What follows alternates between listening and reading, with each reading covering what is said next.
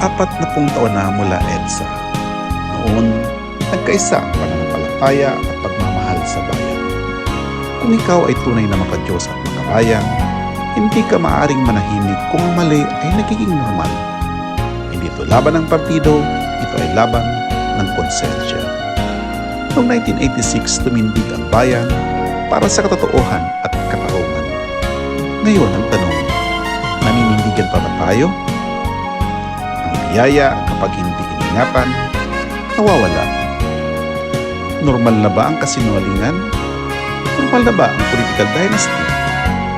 Normal na ba ang hindi napapanagot? Hindi sapat ang mag-post.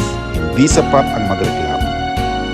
Lumaban sa impunity, isulong ang tunay na anti-dynasty bill. Simulan ang voters education para sa 2028. Ang kapangyarihan ay para sa taong bayan, hindi sa iilan. Ang tunay na pananampalataya ay hindi tahimik sa harap ng mali.